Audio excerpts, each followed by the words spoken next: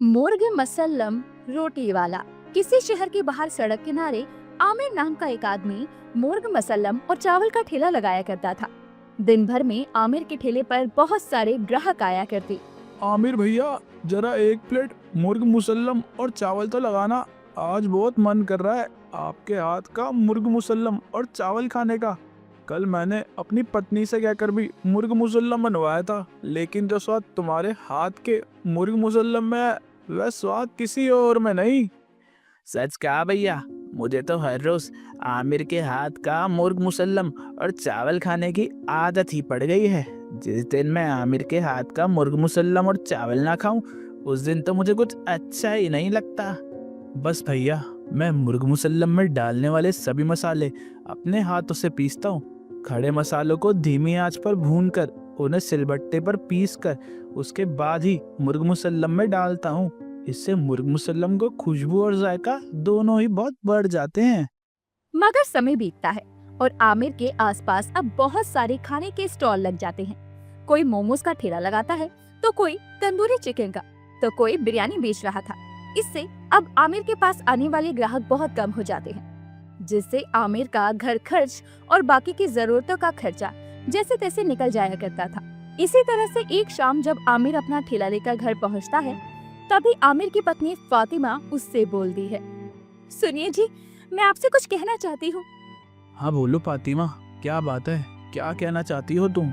जी, मैं ये कह रही थी, अब आगे आगे हमारा परिवार बढ़ने वाला है, इसलिए हमें अपनी आमदनी भी बढ़ानी होगी, क्योंकि अब ऐसे हम जीवन भर गुजारा तो नहीं कर सकते ना।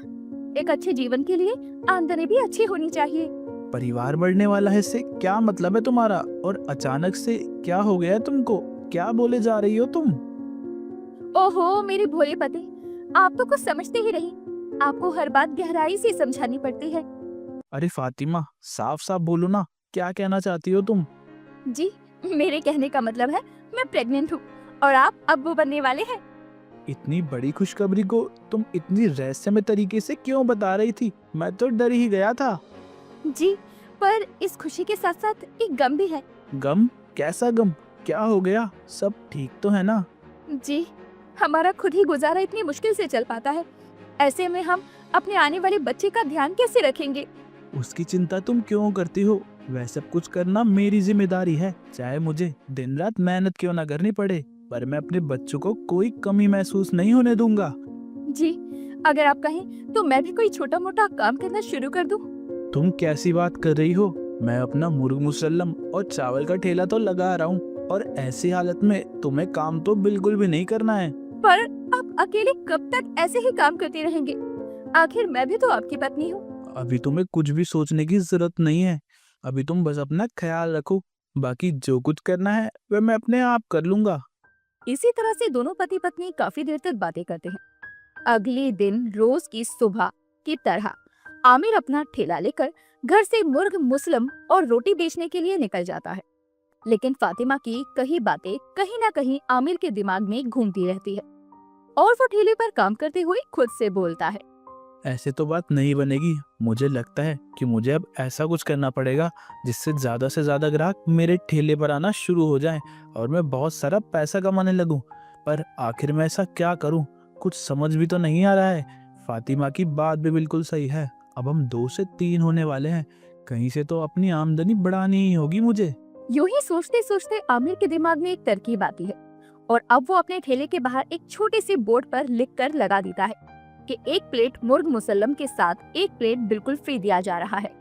इस ऑफर को पढ़ते ही ग्राहक ठेले की तरफ काफी ज्यादा आकर्षित होने लगते हैं और आमिर की बिक्री पहले से ज्यादा होने लगती है। लेकिन एक प्लेट मुर्ग मुसल्लम और चावल फ्री देने की वजह से आमिर का खाना जल्दी ही खत्म होने लगता है। इसी तरह से एक दिन आमिर थोड़ा जल्दी घर आ जाता है और फातिमा आमिर को जल्दी घर आते देख कर कहती है, जी क्या हुआ, आज आप जल्दी घर आ गए? सब ठीक ठाक है ना? तबीयत ठीक तो है ना आपकी? हाँ हाँ, मेरी तबीयत बिल्कुल ठीक है। वह खाने का सामान खत्म हो गया था, तो इसलिए मैं जल्दी घर आ गया। क्या बात है, आज इतनी जल्दी सामान खत्म हो गया? इसका मतलब आज तो आपकी काफी अच्छी बिक्री हुई होगी। हाँ हाँ, ये बिक्री हुई है। लो तुम पैसे गिन लो, कितने हैं और कितने नहीं। अरे, ये तो रोज जितनी ही है। सामान भी खत्म हो गया और बिक्री भी नहीं बढ़ी। ऐसा क्यों? वे क्या है, ठेले पर ग्राहकों को ज्यादा लाने के लिए मैंने एक ऑफर लिख के लगाया था कि 1 प्लेट मुर्ग मुसल्लम और चावल के साथ 1 प्लेट फ्री। अब उससे खाना तो जल्दी खत्म हो गया, लेकिन बिक्री उतनी ही हो रही है। अरे, आपको ये सब करने की क्या जरूरत थी? इससे अपना ही नुकसान है। बात को जरा समझने की कोशिश करो आप। तो उसके लिए आप कोई ऐसा ऑफर रखिए ना जिसमें आपका फायदा हो, ना कि ये सब जिसमें हमारा नुकसान ही हो। तुम ही तो कहती हो फातिमा कि हमारा परिवार बड़ा हो रहा है, तो इसलिए मुझे ज्यादा पैसों की जरूरत है, बस इसलिए ही। तो तुम ही बताओ ना कि मैं क्या करूं, क्योंकि मैं तो सोच सोच कर परेशान हो गया हूं और मुझे कुछ भी रास्ता नजर नहीं आ रहा जिससे मैं कुछ कर पाऊं। इसी तरह से आमिर और फातिमा काफी देर तक सोचते रहते हैं, लेकिन दोनों में से किसी को भी कोई आइडिया नहीं आता। तभी फातिमा एकदम से चुटकी बजाते हुए बोलती है, अरे क्यों ना हम मुर्ग मुसल्लम रोटी के साथ ग्राहकों को तंदूरी रोटी और रायता देना शुरू कर दे। हो सकता है उन्हें तंदूरी रोटी पसंद आ जाए, क्योंकि बाजार में हर ठेले वाला चावल या बिरयानी दे रहा है। तो हम उन्हें मुर्ग मुसल्लम के साथ तंदूरी रोटी और साथ में रायता दे सकते हैं। लेकिन मुझे तो तंदूरी रोटी बनाना ही नहीं आती, फिर मैं कैसे करूंगा? और फातिमा, तुम तो मुझे अच्छे से जानती हो, फिर भी मुझे वो काम बता रही हो जो मैं कर ही नहीं सकता। कितना सोचते हो आप? अरे किसने बोला कि ये सब कुछ आपको अकेले ही करना है? अरे मुझे तो बनानी आती है ना तंदूरी रोटी। मैं वहाँ आपके साथ तंदूरी रोटी बना दिया करूंगी। पहले दिन हम थोड़ी तंदूरी रोटी बनाते हैं। अगर हमारी ये तरकीब काम कर गई तो फिर हम यही किया करेंगे और एक लड़का रख लेंगे जो आपकी तंदूरी रोटी बनाने में मदद कर दिया करेगा। फातिमा की बात सुनकर आमिर बहुत खुश हो जाता है और अगले दिन से आमिर अपने ठेले पर पुराने ऑफर को हटाकर तंदूरी रोटी वाले नए ऑफर के बारे में लिखकर लगा देता है। अब मुर्ग मुसल्लम के साथ साथ लोगों को तंदूरी रोटी का भी स्वाद मिल रहा था, तो इसलिए अब ग्राहक पहले से ज्यादा आने लगे और अपने पसंद के अनुसार वो तंदूरी रोटी का मजा ले रहे थे। दिन गुजरते चले जाते हैं और फातिमा की प्रेगनेंसी को पूरे 6 महीने हो जाते हैं। वहीं दूसरी तरफ आमिर का काम भी अच्छा चल रहा था। इसी तरह से एक बार उनकी दुकान पर एक आदमी आता है और बोलता है, जरा 2 तंदूरी रोटी दे दीजिए और रायता भी, बहुत भूख लगी है मुझे। जी माफ कीजिएगा, पर मैं आपको सिर्फ तंदूरी रोटी और रायता नहीं दे सकता। आपको मुर्ग मुसल्लम भी लेना होगा, उसी के साथ आपको तंदूरी रोटी और रायता मिलेगा। दरअसल बात यह है कि मेरे पास पैसे बहुत ही कम है और उसमें मैं मुर्ग मुसल्लम और रोटी नहीं खरीद सकता, इसलिए बस तंदूरी रोटी मांग रहा हूँ, उसे रायते के साथ खा लूंगा। अरे साहब, इतनी सी बात है। अरे कोई बात नहीं, पैसे आप फिर कभी दे देना, अभी आप पेट भर के खाना खाइए। यहाँ आपको किसी भी चीज की चिंता करने की कोई जरूरत नहीं है साहब। आमिर उस आदमी को पेट भर मुर्ग मुसल्लम और तंदूरी रोटी खिला देता है और जैसे ही वो आदमी आमिर को पैसे देने लगता है, तभी आमिर बोलता है, अरे रहने दीजिए, इसकी कोई जरूरत नहीं है। पर आपने मुझे खाना खिलाया, मेरा पेट भरा है, यह आपका हक है, लीजिए पैसे। कोई बात नहीं, इंसान ही तो इंसान की मजबूरी को समझ सकता है। मुझे इन पैसों की कोई लालच नहीं है, इन्हें आप रख लीजिए, आपके काम आ जाएंगे। वो आदमी वहाँ से चला जाता है और यूं ही दिन गुजर जाते हैं। फातिमा की प्रेगनेंसी के 9 महीने पूरे हो जाते हैं। डॉक्टर उसे लेके अस्पताल पहुंचता है। फातिमा की हालत देखते हुए डॉक्टर आमिर से बोलता है, जी देखिए, हमें इनका इमरजेंसी में ऑपरेशन करना होगा। आप जल्दी से काउंटर पर 1 लाख रुपए जमा करवा दीजिए, उसके बाद ही हम इलाज शुरू करेंगे। मैं इतने सारे पैसे कहाँ से लाऊंगा? अभी मैं सिर्फ आपको 30,000 रुपए दे सकता हूँ। आप मेरी पत्नी का इलाज शुरू कर दीजिए। जी देखिए, जब तक पैसा पूरा जमा नहीं होगा हम कुछ नहीं कर सकते। माफ कीजिए, आप अपनी पत्नी को किसी और अस्पताल में ले जाइए। आमिर बार बार डॉक्टर के आगे हाथ जोड़कर विनती कर रहा होता है, लेकिन डॉक्टर फातिमा को अस्पताल में एडमिट नहीं करता।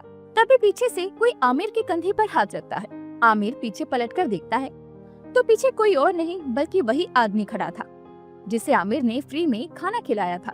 तभी वो आदमी बोलता है, अरे तुम चिंता क्यों कर रही हो? तुम्हारी पत्नी का इलाज अभी के अभी होगा। डॉक्टर, ऑपरेशन की तैयारी करो। आप भाई साहब, आप यहाँ पर कैसे? अरे आप इन्हें नहीं जानते, यह इस अस्पताल के सबसे सीनियर डॉक्टर हैं। बाकी सारी बातें बाद में करना, पहले ऑपरेशन की तैयारी करो। पेशेंट की कंडीशन खराब होती जा रही है। नर्स जल्दी से ऑपरेशन की तैयारी करती है और कुछ वक्त बाद फातिमा का ऑपरेशन हो जाता है। वो बहुत ही प्यारे से बेटे को जन्म देती है। उस नन्हे बच्चे को अपने हाथों में लिए हुए आदमी आमिर के पास आता है और उससे बोलता है, ये लीजिए आपका बेटा, मुबारक हो आपको। आपका बहुत बहुत शुक्रिया। अगर आप समय पर नहीं आते तो पता नहीं कैसे क्या हो जाता। तुमने उस दिन मेरी मदद की थी ना, बिना पैसे के ही मेरी भूख मिटा दी थी, तो मुझे भी किसी ना किसी रूप में तुम्हारी मदद करनी ही थी। और मेरे पास तुम्हारे लिए एक और भी काम है। काम? कैसा काम बताइए। हमें हमारे हॉस्पिटल की कैंटीन में एक अच्छा खाना बनाने वाला चाहिए, और मैं चाहता हूँ कि वह काम तुम करो। तुम्हारे हाथ के मुर्ग मुसल्लम, तंदूरी रोटी और बाकी सारी बनी हुई चीजें हमारे अस्पताल के स्टाफ को काफी पसंद आएंगी। क्या तुम काम करोगे? जी साहब, मैं बिल्कुल करूँगा। इस तरह एक छोटी सी मदद से आमिर का पूरा जीवन बदल जाता है और अब उसे किसी भी ठेले पर मुर्ग मुसल्लम और तंदूरी रोटी फ्री में बेचने की जरूरत नहीं पड़ती और उसे एक पक्की बंधी तनख्वाह का काम मिल जाता है, जिससे उसका जीवन बहुत ही अच्छा और सरल हो जाता है।